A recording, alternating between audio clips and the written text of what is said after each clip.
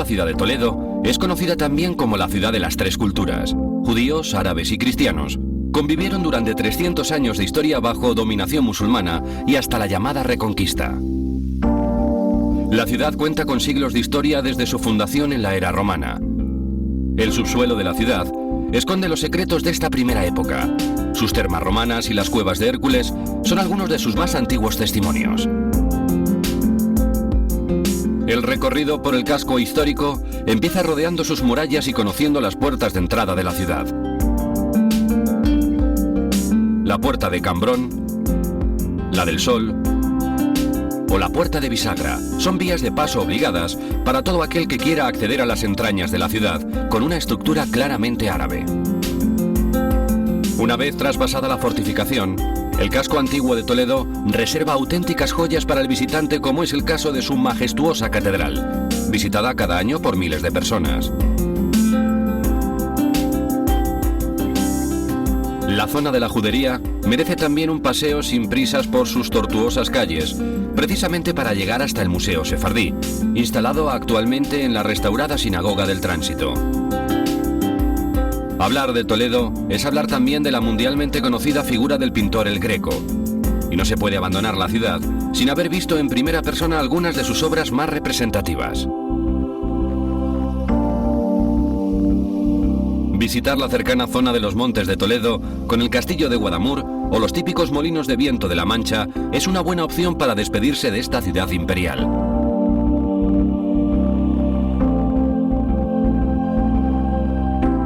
Salimos de Madrid utilizando los eficaces servicios de un tren de alta velocidad y llegamos a Toledo en tan solo 25 minutos.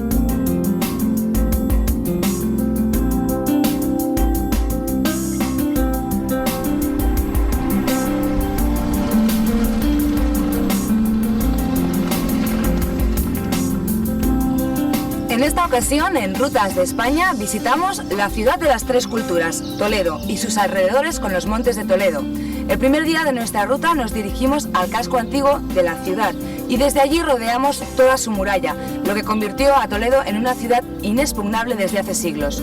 Rodeando la muralla nos encontramos con las puertas principales, las más emblemáticas de la ciudad. La puerta del Cambrón, o la puerta de los judíos, es la más antigua de todas.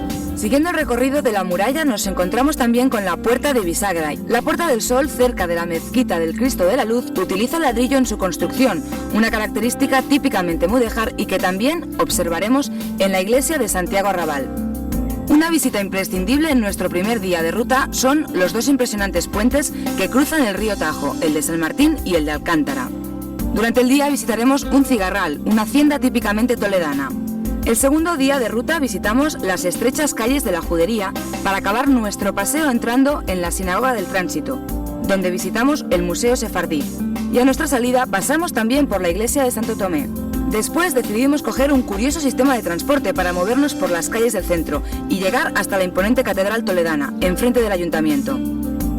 No podríamos acabar nuestro segundo día sin admirar las famosas obras del genial artista El Greco y ver su cuadro Plano y Vista de Toledo en el Museo Victorio Macho. El tercer día dejamos atrás la ciudad para dar una vuelta por los pintorescos pueblos de los Montes de Toledo.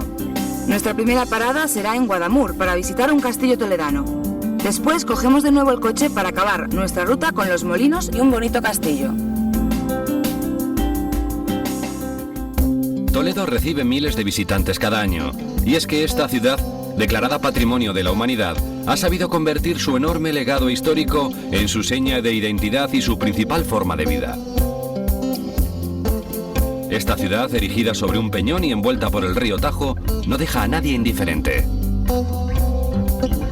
Incluso en los tiempos de decadencia, cuando Toledo parecía ser solo un recuerdo nostálgico de lo que fue en otras épocas gloriosas, los intelectuales y artistas que la visitaban quedaban maravillados.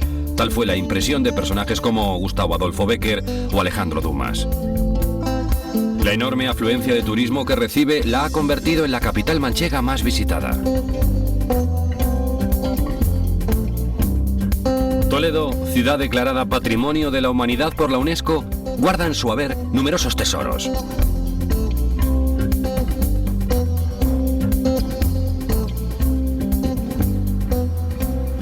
Parva Urs Setloco Munitia, es decir, ciudad pequeña pero bien amurallada. Esta descripción, realizada por Tito Livio en el siglo II a.C., es la primera prueba escrita de la existencia de Toledo. La ciudad está construida sobre un peñón migmatítico y rodeada por el río Tajo. La enorme herencia cultural de Toledo ha hecho que la UNESCO la considerara Ciudad Patrimonio de la Humanidad en el 93.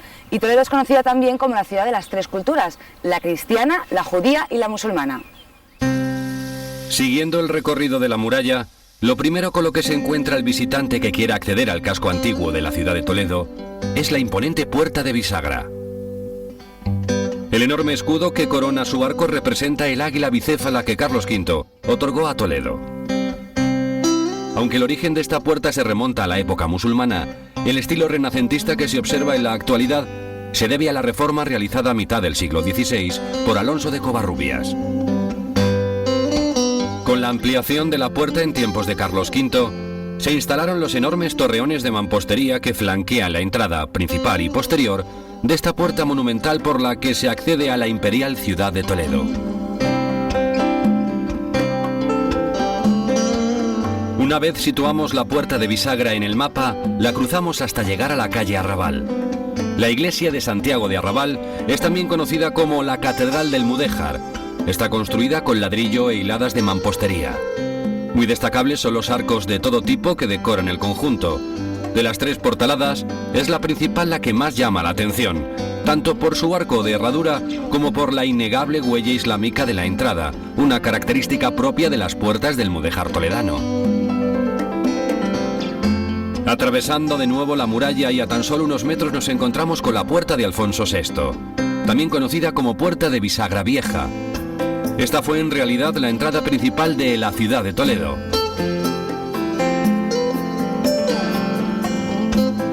La fachada de esta antigua puerta conserva intactos los tres arcos de herradura sobre los que se sustenta, y en ella se aprecian también, y muy claramente, la mezcla de estilos mozárabe y musulmán. La estatua de Alfonso VI homenajea, cerca de la puerta con su nombre, a este rey. Desde la Puerta de Alfonso VI nos dirigimos, bordeando las murallas, por el Paseo Recarredo y llegando hasta la orilla del río Tajo al espectacular Puente de San Martín. Este monumental paso fluvial se sustenta por 4 arcadas, siendo el arco apuntado central el de mayor tamaño, llegando a alcanzar una altura de 27 metros. El arco es objeto de una leyenda popular. Estando la obra casi acabada, el arquitecto se da cuenta que el gran arco ojival que ha diseñado no resistirá el paso de las carretas cargadas con piedra. Desesperado, le cuenta el problema a su esposa, que no duda en incendiar de noche las vigas de la cimbra que sostienen la obra. El asunto queda como un accidente y el arquitecto modifica sus cálculos para crear el arco que hoy conocemos. La leyenda popular dice que la escultura que existe situada en la clave del arco es el homenaje a la mujer que salvó el prestigio de su esposo.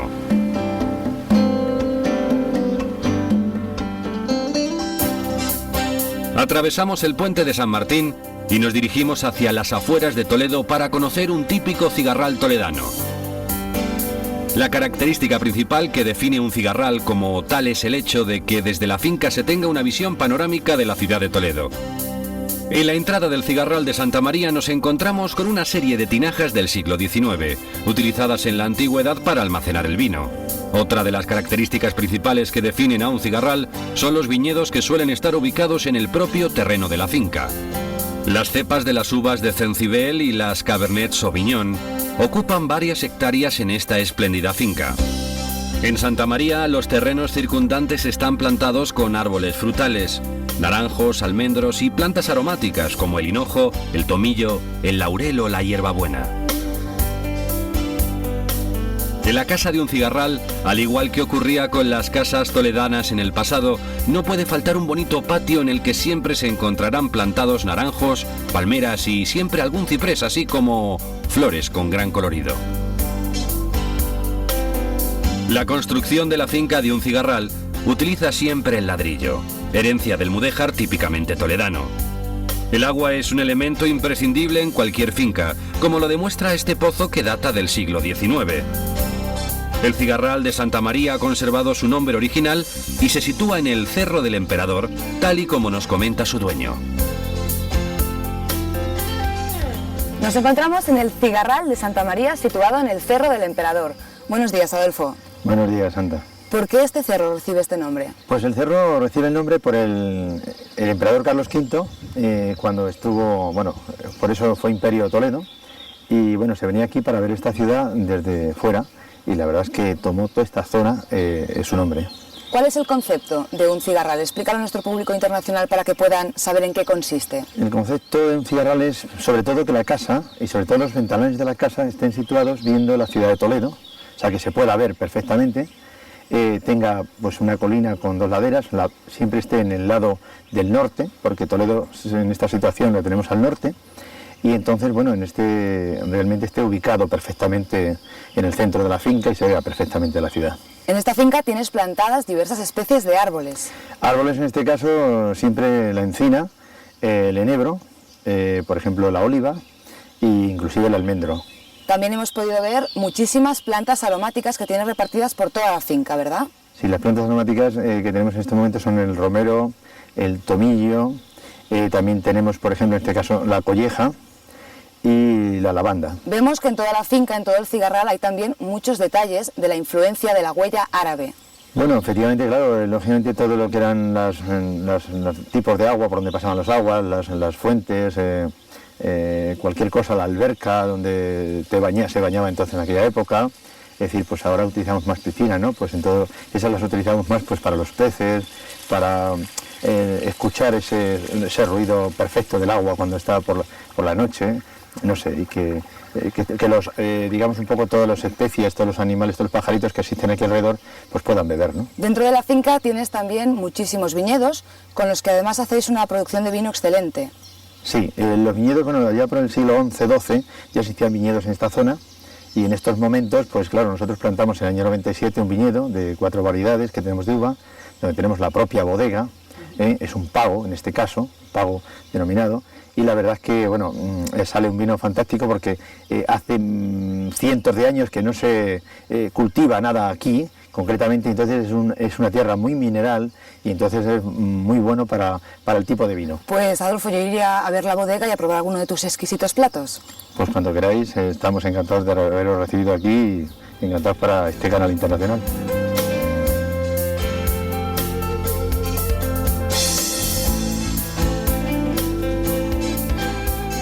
Adolfo, como habíamos dicho, estamos aquí en las bodegas. Explícame qué variedades de uva utilizáis aquí en este viñedo de Santa María. Pues tenemos la Cencibel, que es la Tempranillo, o la tinto del país. Luego tenemos la Syrah, tenemos Merlot, Cabernet Sauvignon y un Pinot Noir. Este vino que tenemos aquí delante es un vino muy especial porque además está hecho como un homenaje a la mujer. Pues así es un vino que está dedicado exclusivamente a la mujer porque creemos que, bueno, entre otras cosas, es la madre de todos. Y la mujer es la madre del mundo, por lo tanto, yo creo que debemos de brindar por esa madre y por eso dedicamos este vino a ella. ¿Qué características tiene este vino? Muy mineral, mucho cacao, y realmente lo que tiene es mucha fruta, pero mucha fruta madura. Pues si te parece, vamos a probarlo.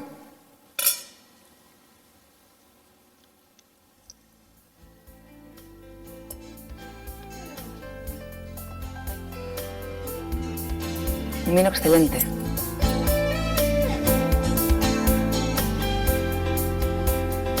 Adolfo, antes hemos probado tus excelentes vinos y no podíamos irnos sin probar una pequeña muestra de la cocina típica de aquí de Toledo. Explícame un poquito qué nos tienes preparados aquí. Bueno, pues tenemos preparado, en este caso, pues tenemos un arroz con azafrán, tenemos un pisto manchego y una perdiz roja de Toledo en 2 texturas. 2 vinos, 2 texturas. Perfecto. Vamos a seguir inmediatamente, vamos a hacer, fijaros qué maravilla, cómo echamos el arroz, ponemos lo primero de todo, un poquito de azafrán. ¿Para qué? Para pigmentar inmediatamente. ¿Veis cómo se queda el arroz sin haber añadido nada de aceite? Echaríamos las verduras, la mejorana y ya presentaríamos el plato este. El pisto. Haríamos un pisto, un asado de todo en condiciones. Asado en el horno. El pisto lo tenemos aquí. Como ves, nos falta un poco la berenjena de Almagro, pero está aquí. Pondríamos simplemente un crujiente y ya pondríamos un poquito de cilantro y algo de pensamiento y tendríamos preparado ya el plato, Tiene una pinta estupenda. Y luego ya nos iríamos a la perdiz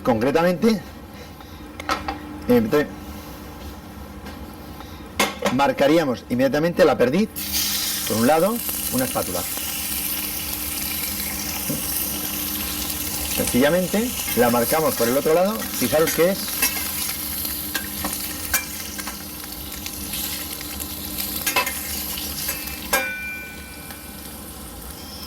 como veis ya lo tenemos la salsa ya prácticamente hecha y los ingredientes de la perdiz es cebolla roja, ajo de las pedroñeras, pimienta, laurel, tomillo, algo de las hierbas que tenemos allí en el cigarral y siempre el aceite de oliva.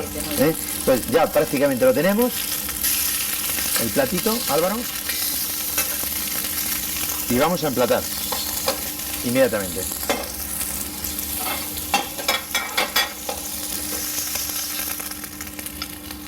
Las pechugas primero, como ves, ponemos los muslitos van estofados realmente. Aquí tenemos la salsa, que le añadimos un poquito por encima, como ves, una salsa, un poquito de aceite de oliva, siempre que yo le llamo jugo de aceituna.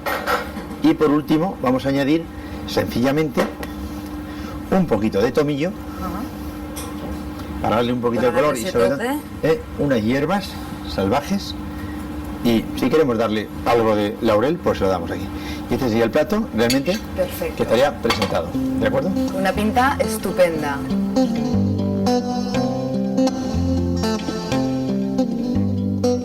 En nuestro segundo día de ruta por la impresionante ciudad de Toledo, nos dirigimos hacia la céntrica plaza de Zocodover. Matías, ¿de dónde eres? Yo soy de Alemania. ¿De qué zona? Del sur de Alemania, del lago de Constanza. ¿Y has venido aquí a Toledo? ¿Qué has visitado hasta ahora? Hasta ahora he visitado solamente algunos monumentos aquí. He visto un museo aquí también y el puente fuera de Toledo también. ¿Hay algún elemento de la arquitectura que te haya llamado especialmente la atención? La Puerta del Sol se llama, la entrada de la ciudad, me ha gustado mucho. Y he hecho un viaje con un tren que ofrece la ciudad aquí para ver más de la ciudad. ¿Qué le recomendarías a un amigo tuyo alemán que viniera de visita a Toledo? Seguro este tren, porque este tren me gusta mucho, porque para un extranjero es muy fácil ver toda de la ciudad y además la paisaje fuera de la ciudad también. ¿Hay algún elemento de la arquitectura que te llame más la atención? La influencia de la cultura árabe es muy, muy interesante para mí, porque como alemán, nosotros en Alemania no tenemos una arquitectura parecida a esa de Toledo. ¿Has probado algún tipo de comida o gastronomía típica de aquí? Justo 5 minutos antes tenía una comida aquí y he comido una sopa castellana y eso me ha gustado mucho. ¿Te ha gustado? Un menú típico, un menú primero plato, segundo plato y un postre. ¿Te lo pasas muy bien aquí en Toledo? Sí, me gusta mucho, muchísimo. Genial. La plaza de Zocodover y la ciudad de Toledo viven su máximo esplendor durante la época de los Reyes Católicos. Es en esta misma plaza donde se proclama a los siguientes príncipes de Asturias, el príncipe Juan y posteriormente el rey don Manuel de Portugal. No es hasta finales del siglo XIX cuando la plaza de Zocodover adopta el aspecto con el que la conocemos hoy día. Cerca de la plaza y en la parte más alta de la ciudad nos encontramos con el enorme edificio del Alcázar, un símbolo de la ciudad y escenario de algunos de los episodios históricos más importantes del país.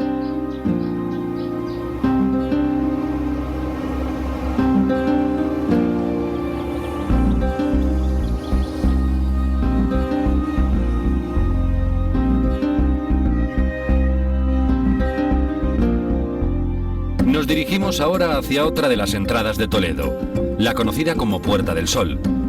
Esta entrada fue construida en el siglo XIV, época del arzobispo Tenorio.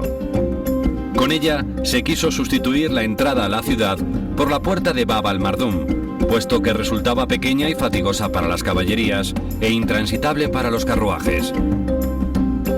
A escasos metros de la Puerta del Sol nos encontramos con la mezquita del Cristo de la Luz, situada en el anciano barrio de San Nicolás y Magdalena, donde se ubicaba la antigua Medina.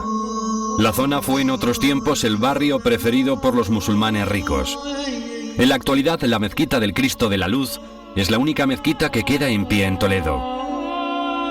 Fue bautizada con este nombre a raíz de la leyenda que explica cómo el caballo del Cid encontró allí la figura de un Cristo que los fieles habían escondido para evitar su profanación. A la mezquita se puede acceder también desde la antigua puerta de Bab al-Mardum, también conocida como Puerta del Mayordomo o Puerta del Cristo de la Luz, un vestigio del esplendor árabe en esta ciudad, crisol de culturas.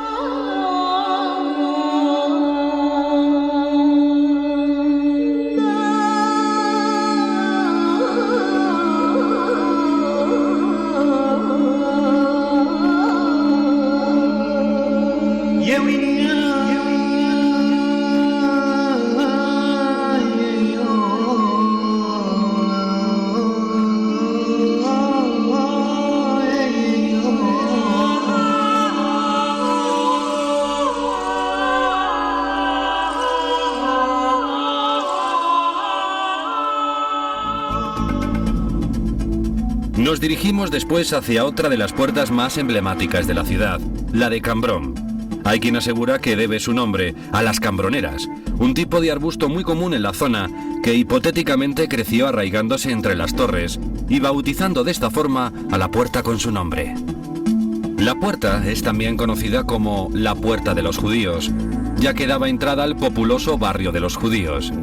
Existen numerosas pruebas documentadas de la existencia de la puerta y el barrio en el siglo XII.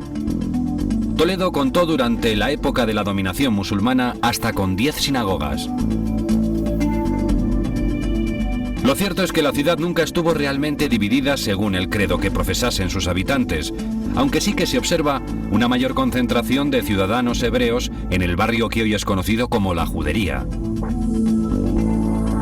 El nombre que recibe en la actualidad este barrio se debe a que es el sitio donde aún se conservan las dos únicas sinagogas que perduran en la ciudad.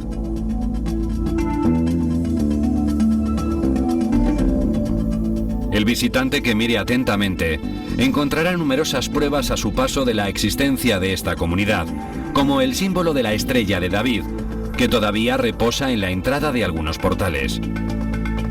El comercio era una de las actividades principales de la comunidad judía, que solía vivir encima de sus talleres.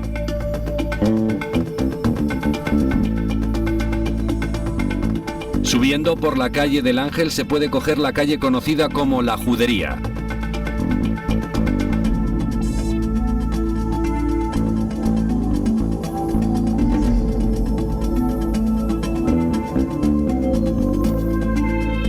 Las estrechas calles de esta zona cuentan con casas que conservan todavía los milwa, o baños rituales, que los hebreos instalaban en el sótano de sus casas.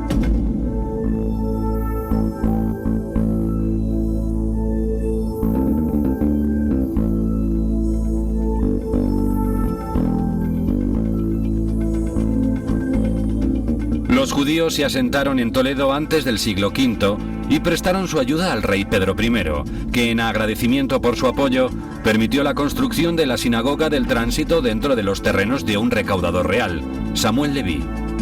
Muerto el rey, su hermano Enrique II también busca el favor de los judíos para sus causas.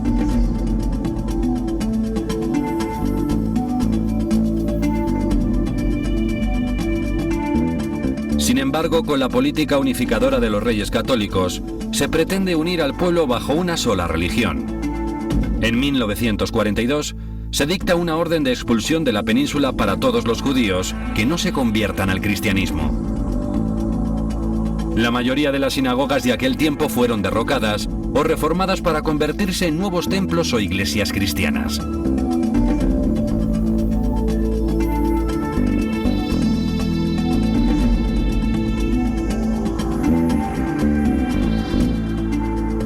La sinagoga de Samuel Leví, conocida popularmente como Sinagoga del Tránsito, está situada en el corazón del barrio de la Judería al oeste de la ciudad. La sinagoga, de estilo mudéjar, fue recuperada y restaurada en el año 1962.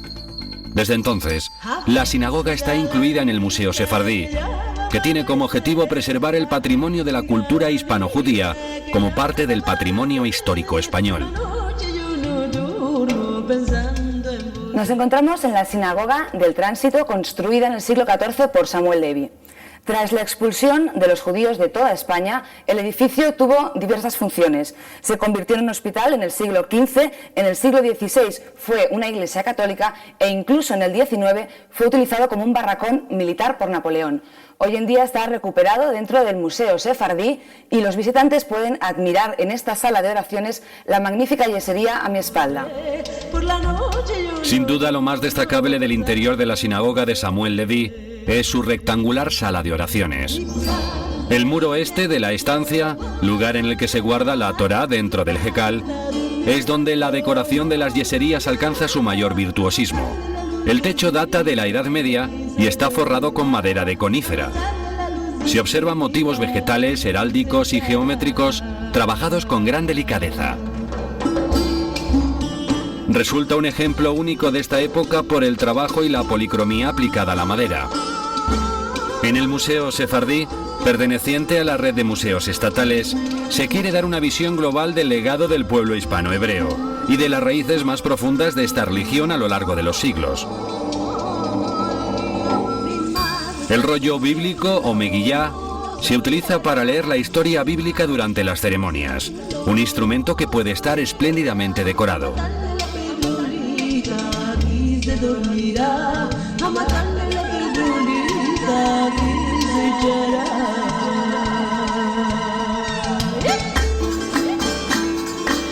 El Museo Sefardí quiere ser también un lugar de encuentro entre diferentes culturas.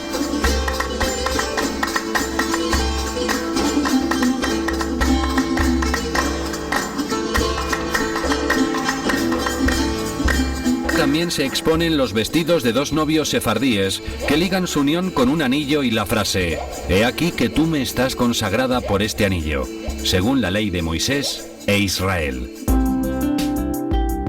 Saliendo del museo y enfilando la calle de San Juan de Dios, enseguida nos encontramos con la iglesia de Santo Tomé, con su característica torre mudéjar con planta cuadrada. La iglesia, levantada con mampostería y ladrillo, guarda en su interior el famoso cuadro del Greco El entierro del conde Orgaz.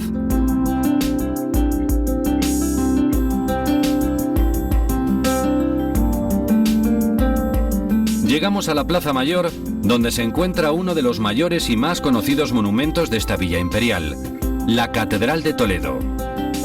Comparte espacio en la misma plaza el ayuntamiento de la ciudad.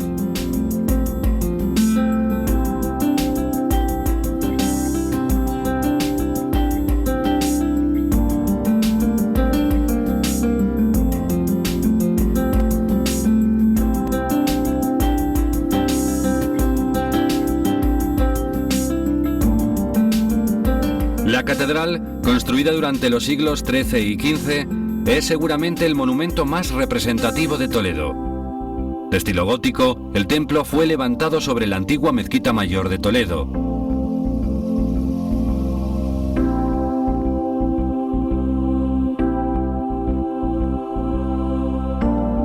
La fachada de esta impresionante catedral sorprende a todo aquel que la ve por primera vez. Fue diseñada como todas las catedrales góticas de la época para albergar dos torres simétricas en su fachada. Sin embargo, solo se llega a terminar una de ellas, que es donde se instala la llamada campana gorda, de 18.000 kilos, que actualmente se esconde bajo un capuchón de madera. La otra torre, que en teoría debería ser gemela de la anterior, se cubre finalmente con una cúpula, obra del hijo del Greco, y que es hoy el espacio correspondiente a la capilla mozárabe. La fachada consta de tres entradas. La entrada principal, en el centro, es el pórtico del perdón.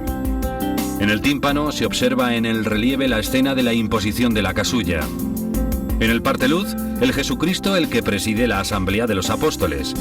En el portalón derecho se reproducen escenas del juicio final y por ello la puerta recibe el nombre de Puerta del Juicio. A la izquierda, la puerta recibe el nombre de Puerta del Infierno o de las Palmas. De las puertas de la fachada de la Catedral de Toledo, también hay que resaltar los repujados en bronce que datan del siglo XIV. La catedral en sí es toda una obra de arte, aunque además, este emblemático monumento toledano guarda en su interior auténticos tesoros, como es el caso de su sacristía, donde se conservan pinturas de artistas tan significativos como El Greco, Rubens, Zurbarán o Goya. Para seguir visitando a fondo la ciudad de Toledo, escogemos un nuevo transporte, el Segway. Un curioso aparato con carga electrónica que te permite mover por el casco antiguo rápidamente.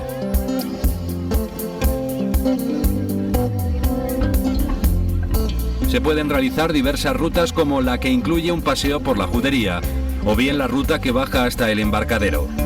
Nosotros nos dirigimos atravesando el centro hacia el puente de San Martín.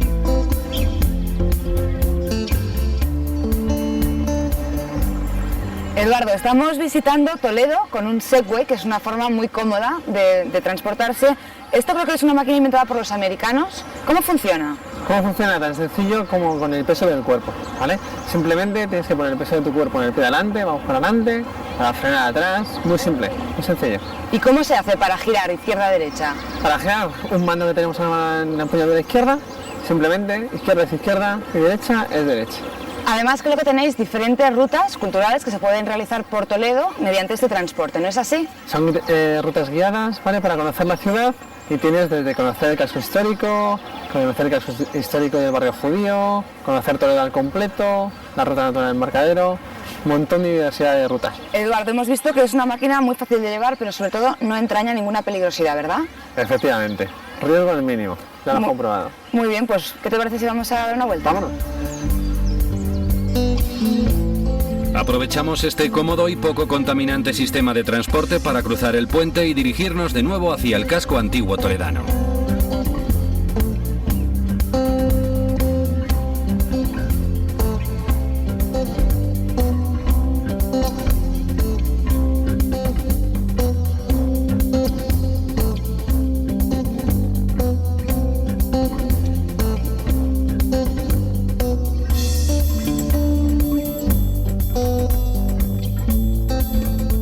Ya a pie nos dirigimos hacia la Plaza Amador de los Ríos, más conocida por los toledanos como la Plaza de los Postes, ya que la plaza alberga una iglesia de la que en su interior ya solo se conserva este elemento arquitectónico. Desde aquí accedemos a uno de los secretos mejor guardados de la ciudad hasta ahora. Las rutas bautizadas como Patrimonio Desconocido pretenden recuperar y sacar a la luz yacimientos que han permanecido ocultos en el subsuelo de la ciudad durante siglos. Un buen ejemplo es el caso de las termas romanas de la Plaza Amador de los Ríos. Samuel, estamos en las termas romanas de la Plaza de Agustín de los Ríos. Y la importancia de estas termas es porque de alguna manera enseñan la monumentalidad que llegó a tener Toledo en esos tiempos. Sí, tenemos aquí un pequeño testigo de lo que fue uno de los edificios más importantes de Roma. ¿Cuál es la importancia de estas termas romanas? Porque las termas suponen en la ciudad de Roma, ciudades del imperio, uno de los puntos más importantes, uno de los edificios más importantes de cualquier ciudad. En estas termas en concreto se han llevado a la práctica ciertas innovaciones que más tarde se utilizarían en el resto de la península ibérica. Sí, el modo de construir de Roma, que permite esos grandes cimientos, ese modo de sillares, levantar grandes edificios e imponentes. Vemos aquí a nuestra izquierda una enorme tubería que serviría en sus tiempos para distribuir el agua por toda la ciudad. Sí, tenemos perfectamente. Lo que subía por aquí de agua eran 2 o 3 palmos de agua. Al lado izquierdo hay un pequeño bordillo para encargar el mantenimiento y era una de las tuberías que distribuía el agua en la ciudad. Pero el agua que no se utilizaba iba a un depósito. Sí, normalmente el agua volvía al río, en este caso el Tajo, o directamente a diversos depósitos de agua final. Ejemplo, ¿Cómo? Cuevas de Hércules. Sobre la cueva de Hércules hay algunas leyendas y mitologías que la gente se ha encargado de preservar a través de la tradición oral. Pues es el protagonista de la caída del reino visigodo. Cuentan que el rey visigodo Rodrigo, el último rey visigodo, bajó a las cuevas, buscaba un gran tesoro que decían que se guardaba. Cuando llegó a ese gran cofre donde decía que guardaba el tesoro de Hércules, le abrió y se encontró un pergamino y una figurita. El pergamino era: "Oh curioso rey, tu desdicha te ha llevado a la pérdida de tu reino". La figurita era un jinete con un turbante. Y ahí la caída del reino visigodo.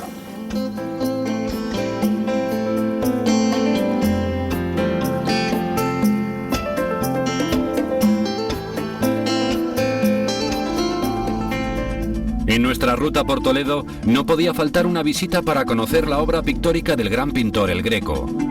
Para ello nos dirigimos al Museo Victorio Macho, que alberga en el momento de nuestra visita algunas de las obras que habitualmente se exponen en el provisionalmente cerrado por obras Museo del Greco. Para entender mejor la obra del famoso artista, lo mejor es hablar con un experto. José, estamos ante las obras del famosísimo pintor El Greco. Es un pintor que nace en Grecia, pero que acaba sus días en Toledo y pasa la mayor parte de su vida en esta ciudad. Explica un poquito los datos básicos de su biografía. Pues El Greco es uno de los principales pintores del manierismo europeo. Se forma artísticamente en su Creta natal como pintor de iconos. Marcha a Italia, aquí va a ser su auténtica formación artística en la escuela veneciana, lo que supondrá el formarse en la escuela veneciana que el color es lo fundamental en su pintura. José, explícame la técnica pictórica que utilizaba El Greco. Pues esto se ve muy bien en el apostolado de nuestro museo, porque es un conjunto pictórico que quedó sin terminar y entonces aparece en diferentes estados de elaboración. Aparece de los 13 cuadros que integran el apostolado, únicamente 3 están completamente terminados, que son el San Pedro, el Salvador y el San Pablo. Luego habría un segundo estado de elaboración que estaría representado por el San Mateo, donde por ejemplo la cabeza y las manos quedaron abocetadas, y luego el estado inicial de todas las figuras, tal y como aparecían, lo representa San Bartolomé, donde vemos la grisalla blanca del manto, que era el inicio de su técnica a la hora de pintar precisamente las arrugas del manto. Lo que hace luego es que sobre ese blanco de la grisalla comienza a aplicar el pigmento. El pigmento lo aplica siempre de manera muy líquida, muy acuosa, para que se transparente el blanco que subyace de fondo. José, estamos ante la obra más emblemática de este museo, que es Vista y Plano de Toledo. Una obra además que contiene muchísima simbología. Explícame. Sí, tiene una riqueza simbólica extraordinaria. Aparece una figura masculina en la mano izquierda, desnuda, que es una alegoría del río Tajo. Y a mano derecha vemos una figura de un joven vestido a la época del Greco, que despliega un mapa donde vemos un detalladísimo callejero de la ciudad de Toledo, con su respectiva leyenda. Hay que decir que es el callejero más antiguo conservado de una ciudad española. Y en el cielo encontramos el milagro más famoso en la historia de Toledo, que es la descensión de la Virgen y la imposición de la casulla a San Ildefonso.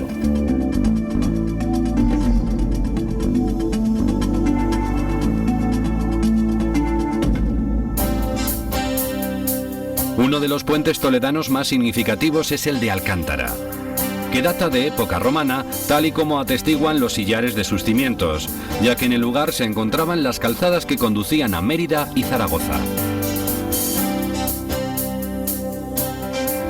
Los puentes más característicos y emblemáticos de Toledo son el puente de San Martín y el puente de Alcántara, en el que nos encontramos en estos momentos. El puente de Alcántara tiene origen medieval, aunque de esa época solo se conserva el torreón de la entrada principal. La puerta de salida, en cambio, es de una época posterior, del siglo XII. La enorme estructura se asienta en 2 arcos de medio círculo. Es un placer al que ni toledanos ni extranjeros se pueden resistir, ver pasar las aguas del río Tajo por debajo de este fabuloso puente. El puente le debe su nombre a su pasado árabe, cuando era denominado Puente de Alcántara. El enorme puente también fue utilizado durante la época visigoda, tal y como relatan las crónicas de aquel tiempo. Fue en él donde la princesa Gelesbinta se despidió de sus padres para dirigirse hacia la ceremonia que la casaría con el cruel Chiperico. Aunque parece ser que el puente llegó hasta la época musulmana, las continuas batallas lo habían dañado seriamente. Cuando Abd al-Rahman conquista Toledo en el año 932, lo primero que hace es restaurar el puente de Alcántara.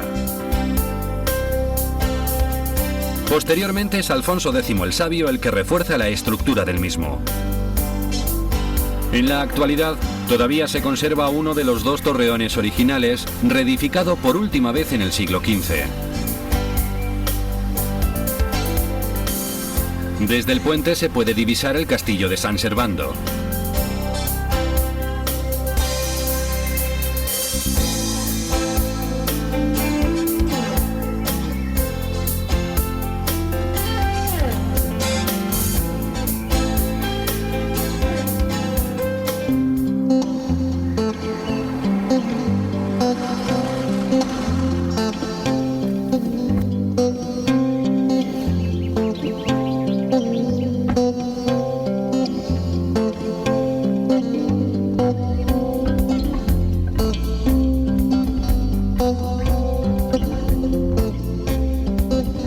Para pasar la noche en Toledo, elegimos el Hotel Cris Domenico, situado en las afueras y desde el que se divisa una inmejorable vista de la ciudad.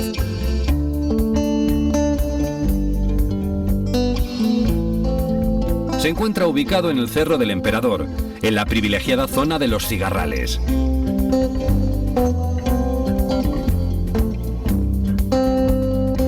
Un lugar idóneo donde descansar para afrontar la última jornada de nuestro viaje.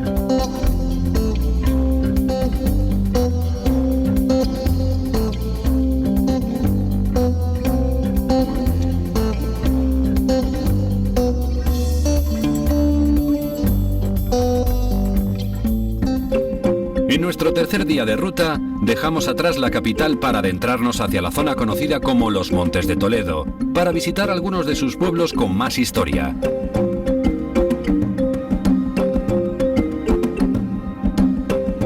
Nuestra primera parada es el Castillo de Guadamur.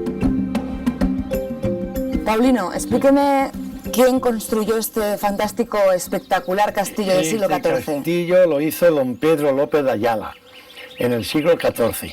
Después de dejarlo este hombre en este momento, pues por aquí pasaron los condes de Asalto, que fueron los que se interesaron por él y lo compraron. Y empezaron a restaurarlo, siempre respetando todos aquellos cubillos y todo que eran de la época. También se lo fueron dejando a otros familiares, como fue a los marqueses de Argüeso. Tuvieron como natural varios hijos y se lo dejaron a estos dos hijos, que eran la duquesa de Sueca, el marqués de Campo y el conde de Villada. Estamos hablando de, a lo mejor, de casi 100 años más tarde, se lo dejó el marqués de Campo a una hija, que era Mercedes Morené, y entonces me encargó que a ver si encontraba quien se interesara por él. Encontramos a un señor particular y lo compró, y es el que también le gusta muchísimo y respeta todo y está poquito a poco restaurándolo. Paulino, hay algunas curiosidades dignas de mención, como es el hecho probado de que en un castillo nunca se podía entrar a mano derecha. Eso es verídico, es verdad, porque ahora te puedo demostrar ahí a la derecha que había un gran muro, igual es que cualquier otro muro de estos que hay de época, y entonces ahí era un muro totalmente cerrado, no se podía pasar por la derecha. Sin embargo, tiramos a la izquierda, hay una portada, y después de pasar esta portada, a la derecha otra vez, por debajo de la torre del homenaje, hay un pasadizo y por ahí se pasaba. Y explícame también para qué servía la torre del homenaje. Porque a lo mejor estaban viviendo todo lo que se llama, como si dijéramos, la baja, o el primer piso o segundo piso, y luego si, por ejemplo, peleaban o había una pelea entre ellos, su último escape era subirse a la torre del homenaje, como no había nada más que una entrada, las escaleras arriba, cerrando esa puerta, y ya todos los que vinieran a pelear con ellos, pues sabían que al entrar por esa escalera, pues eran muertos, vamos. Este castillo de Guadamur conserva además muchísimas almenas muy bien conservadas, que supongo que servían en su día para vigilar al enemigo. Estas almenas eran, como veis, como cuerpos de guardia que hay en cada extremo de lo que es el recinto del castillo. Vemos también que el castillo contaba originalmente con un foso y un puente levadizo. Exactamente, es que es este foso que veis, que ya está divinamente arreglado, y entonces el puente levadizo se elevaba, hacía de puerta, el puente levadizo al elevarse, tapaba la puerta y entonces no había sitio por donde entrar. Paulino, usted ha estado muchísimos años trabajando como guardia en este castillo. ¿En qué consistía exactamente su trabajo? Los abuelos muy poco, pero sí de los marqueses de Argüeso y de los hijos los marqueses de Campo y Villada, pues si íbamos por ahí a cazar, algunas fincas de por ahí de amigos, después de venir a cazar veníamos aquí a dormir. La población de Guadamur, situada al sur de Toledo en dirección Polán, tiene en el castillo su mayor insignia. En el centro del pueblo, en la plaza de Recesvinto, se encuentra la iglesia parroquial de Santa María de Magdalena, levantada en el siglo XII, aunque con intervenciones posteriores en los siglos XVII y XIX.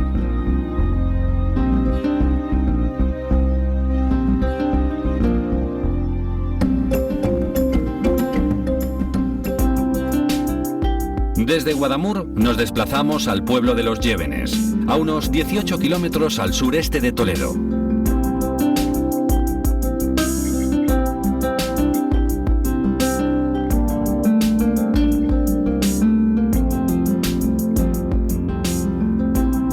llegar al pueblo, nos encontramos con la iglesia de San Juan Bautista, que data del siglo XVI. El estilo del templo es difícil de definir, ya que se trata de un gótico de transición. Paseando por el pueblo, nos encontramos con un extranjero afincado en Los Llévenes. Estamos con Miguel, que es un peruano de Lima y que ha venido a parar a Llévenes. Lleva aquí 6 años viviendo. ¿Cómo fue que viniste a parar aquí? Vine porque se presentó la posibilidad de hacer un proyecto y realizar muchas exposiciones en España. Y ese fue el motivo principal para llegar aquí a este pueblo. Y de todos los pueblos que hay en España, ¿por qué elegiste precisamente Llévenes? Fue porque la persona que coordinaba desde España con los artistas peruanos tenía una relación con este pueblo. Tanto es así que ni bien pasamos la primera noche en Madrid, al día siguiente llegamos aquí a Los Llévenes, un pueblo que ha resultado ser muy importante en la vida de nosotros. ¿Qué es lo primero que pensaste cuando pisaste este pueblo? La verdad que me quedé maravillado porque era, ya te digo, al día siguiente de llegar a España, pues llegué a este pueblo, la verdad que sentía de alguna forma cierta cercanía por sus estructuras de sus casas, por ejemplo, de sierra, tanto como las tenemos nosotros allá en Perú. ¿Qué es lo que más te gusta de la vida aquí en Llévenes? Me gusta la parte cultural. La parte cultural, el tener acceso a muchas manifestaciones artísticas, no solamente a nivel de un pueblo como Llévenes, que tiene movimiento cultural, sino hablando también de ciudades de España o inclusive de otros países europeos. ¿De qué forma te diviertes cuando vives aquí en este pueblo, en Llévenes, y fuera de él? Bueno, aquí en Llévenes prácticamente me divierte mucho el trabajo, porque mi trabajo es muy variado, pero después los días que no estoy en la labor, pues me divierte mucho el viajar por buena parte de España a través de concursos de pintura que se mueve mucho aquí en estas partes.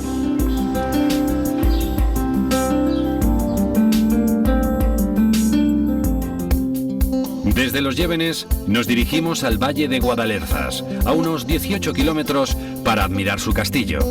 Aunque de origen musulmán, el castillo fue conquistado posteriormente por Alfonso VI, momento en el que la Orden de Calatrava reforma y engrandece la fortaleza con el objetivo de convertirlo en un hospital.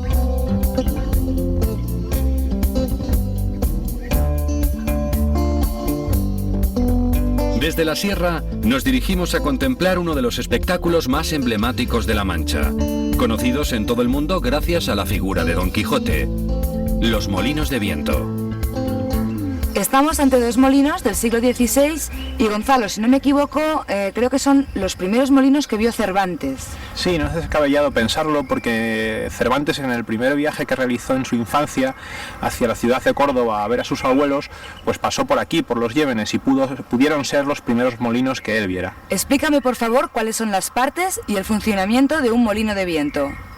Bueno, pues como tenemos aquí, los molinos de viento se componen de la fachada en la que están los ventanillos y las aspas. Las aspas están unidas a un eje que entronca con el palo de gobierno, y luego tienen el interior del molino, está un juego de ruedas, la rueda catalina, y un juego de piedras, la piedra solera y la piedra volandera, que son realmente las que trituran el trigo para convertirlo en harina y después hacer el pan. La energía eólica, que ya se conocía hace siglos, hacía mover estos molinos, y creo que han funcionado hasta hace relativamente poco.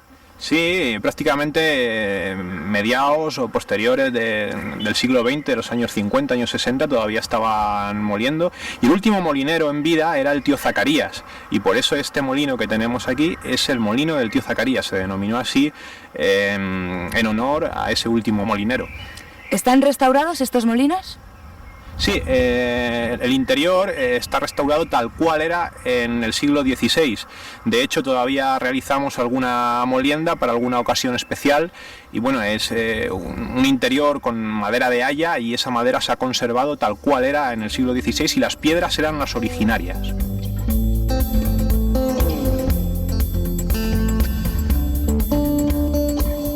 De vuelta al pueblo, nos encontramos con una de las tradiciones toledanas. Buenas tardes. Buenas tardes. ¿Qué está haciendo usted? Pues encaje de bolillo, un pañuelo estoy haciendo. ¿Y es muy difícil hacer esto? Bueno, sí, más que difícil, laborioso. De mucho tiempo, hay que tener mucho cuidado para hacerlo, no equivocarte. Y en fin, es muy laborioso. ¿Cuánto tiempo se puede tardar en hacer una puntilla de estas? Pues no lo puedo calcular porque yo lo hago en casa a ratos y hay días que no lo cojo, otros días hago más y no puedo. Pero vamos, bastante porque es muy laborioso y se tarda en hacerlo. Es precioso. Sí, es bonito. Toledo y su historia nos han acompañado en este magnífico viaje, aportándonos su encanto y su magia. Pero todavía quedan muchas rutas por descubrir.